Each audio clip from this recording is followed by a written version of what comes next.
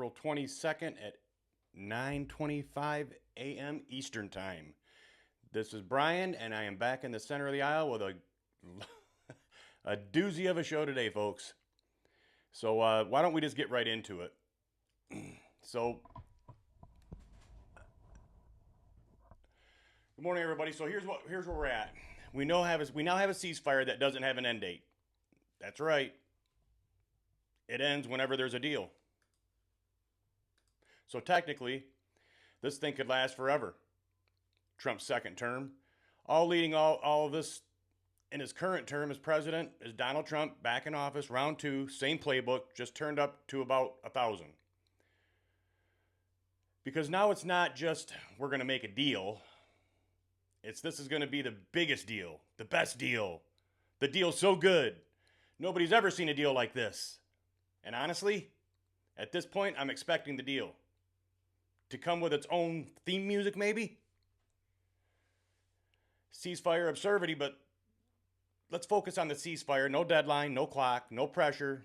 Just we'll stop until we don't. Unless we agree. At some point, maybe. That's not a ceasefire. That's a pause button with commitment issues.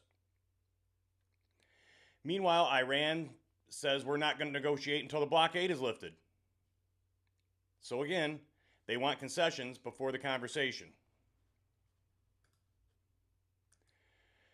That's like showing up to a job interview and saying, I'll consider working here after you give me the paycheck.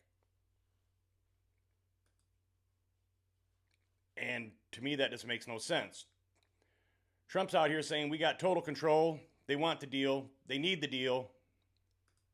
We can wait. We've been waiting. We invented waiting.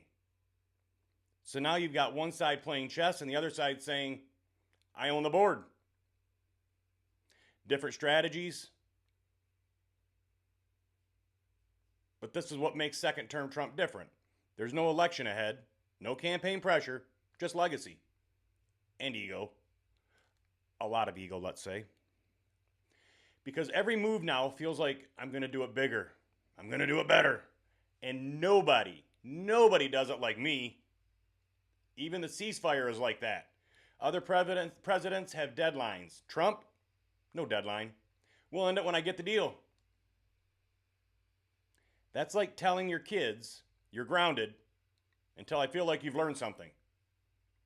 Nobody knows when it ends, including you. Meanwhile, the rest of the world is watching this unfold. In the Strait of Hormuz, one of the most important shipping lanes on Earth, oil flows through it, market depends on it, and right now, it's basically the world's most expensive game of chicken. And every day that passes, no deal. No breakdown, just statements. Press briefings. Progress is being made. That phrase right there, progress is being made, that's diplomatic code for we talked and nothing happened. And remember the timelines? 48 hours, 72 hours, very soon. Now it's just, it ends when we get the deal. Which is political for we'll see. And here's the risk. The longer this drags on, the more confident both sides get. And confidence is great until it isn't. Because all it takes is one ship, one warning shot, one misunderstanding, and suddenly, that endless ceasefire has a very clear ending. So let's recap. We have a ceasefire with no expiration date. They haven't started. And we have a president in his second term promising the biggest, best deal anyone have ever seen. No pressure. And maybe he pulls it off. Maybe it's the greatest deal ever. Or maybe this whole thing just keeps going and going and going until someone finally says, all right, enough.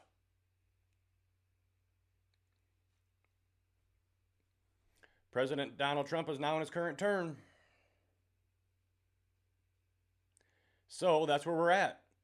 And I don't see this ending anytime soon. Iranians have incredible patience. They have nothing to lose now. They've already lost everything. So let's see exactly what is going to happen. And with that,